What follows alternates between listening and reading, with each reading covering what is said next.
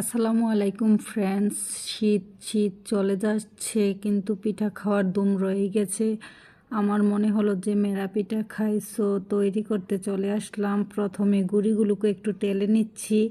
না টাললেও হয়, কিন্তু টাললে একটা সুন্দর ঘ্রাণ আসে। শুকনা গুঁড়ি বা ভেজা গুঁড়ি যে কোনো গুঁড়ি নিতে পারবেন। আতপ চালের সাথে আপনি সিদ্ধ চাল দিয়েও গুঁড়ি করতে পারেন। প্রথমে আমি চালের গুঁড়াকে ভালো করে টেলে নিয়েছি বলতে মানে এই গুঁড়াটা দেখবেন যে পাতলা হয়ে গেছে বা ঝরঝরা হয়ে গেছে বা একটা কালার চেঞ্জ হয়েছে, তখনই বুঝবেন যে চালের গুঁড়াটা টালা হয়ে গেছে। তারপরে গুঁড়াগুলোর সাথে গরম পানি দিয়ে অল্প অল্প করে আগে একটা মগ নিয়ে ভালো করে পানিটা মিশিয়ে নেবেন, না হয় হাত পুড়ে যাবে। পরে যখন হালকা ঠান্ডা হবে, ঠান্ডা পানির মধ্যে হাত ভিজিয়ে দিয়ে মানে ডোটা তৈরি করতে হবে। এই যে ডো আমার তৈরি হয়ে গেছে, দেখুন একটা স্মুথলি ডো এসেছে, খুব সুন্দর, একদম শক্তও না নরমও না। ডোটা আমি রেস্টে রেখে দিয়েছি আধা ঘন্টা। এখন চলে আসলাম পিঠা তৈরি করব। পিঠা তৈরির ক্ষেত্রে আপনি ছোট ছোট করে ডোগুলোকে করে নেবেন আর একটু ভালো করে হাত দিয়ে মেখে নেবেন। যেহেতু আমি রেস্টে রেখেছি সেহেতু একটু শক্ত হয়ে গেছে ডোটা। একটু হাতে প্রথমে মেখে নিলে ডোটা একটু নরম ভাব চলে আসবে, তখনই আপনি যে কোনো শেপ দিতে পারবেন। নির্দিষ্ট কোনো আকার নেই, আমাদের অঞ্চলে এই শেপগুলো বেশি চলে, সো এই শেপগুলোই আমি তৈরি করলাম।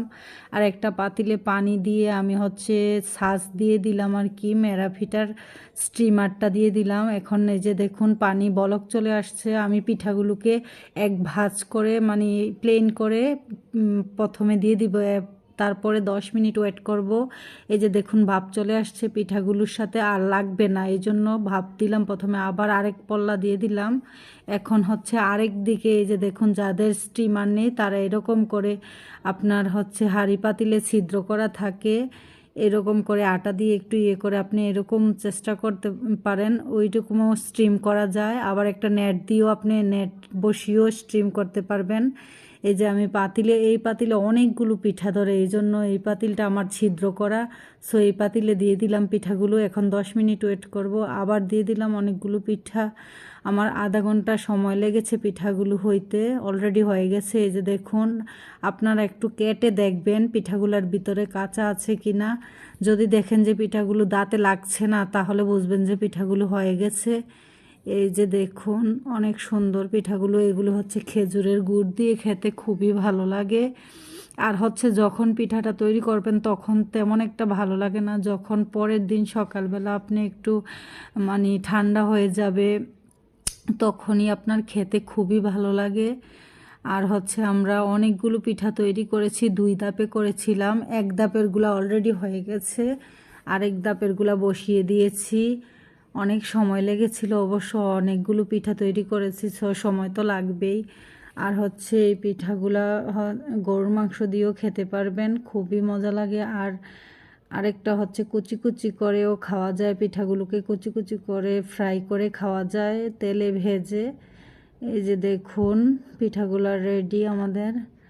আর আপনারা অবশ্যই চাল গুঁড়ি করার ক্ষেত্রে চালগুলোকে ভালো করে ধুয়ে ধান বা কোনো পাথর টাথর আছে কিনা বেছে তারপরে আপনি মেলে চূড়াতে মানে গুঁড়ি করে নিয়ে আসতে পারেন। আর এর সাথে আপনি চাইলে সিদ্ধ চালও অ্যাড করতে পারেন, সিদ্ধ চাল হলে পিঠাগুলো আরও মজা হয়, একটু হয় আর কি, নরম নরম হয়। এই যে আরেকটা পদ্ধতি পিঠা দেখিয়ে দিচ্ছি, এগুলো সকালবেলা কিভাবে খাওয়া যায়। এই যে পিঠাগুলোকে একটু টেলে নেবেন আর কি, কড়াইয়ে করে বা মাটির পাতিলও টেলে নিতে পারেন। একটু দাগ লাগিয়ে একটু গরম করে নিলে অনেক মজা খেতে। গরুর মাংস দিয়ে খেতে তো আর কথাই নেই। এই যে আমার তরকারি রান্না অলরেডি ডান। এখন আমরা পিঠা দিয়ে খাবো। আপনারাও শীতে চেষ্টা করবেন, একেবারে সহজ পদ্ধতিতে এই পিঠাটা তৈরি করা যায় আর খুবই অসাধারণ খেতে। যারা মিষ্টি পিঠা খেতে চান না তাদের জন্য এটা বেস্ট, মোটামুটি সহজ আছে। এই যে আরেকভাবে কিভাবে খেতে হয়, এই যে যাদের মনে করেন বিকালের নাস্তা হিসেবে আমরা এইভাবেও খেতে পারি। পিঠাটা কুচি কুচি করে কেটে এখন পেঁয়াজ কুচি মরিচ কুচি দিয়ে একটু ফ্রাই করে নিব, একটু হলুদ একটু লবণ দিয়ে, আর উঠানোর আগে দিয়ে ধনিয়া পাতা দিয়ে উঠিয়ে নেব আর কি। এইভাবে খেতেও ভালো লাগে। সবার ভিডিওটা ভালো লাগলে ফলো দিয়ে দিবেন আর একবার এই রেসিপিটা ট্রাই করবেন। আল্লাহ হাফেজ সবাইকে।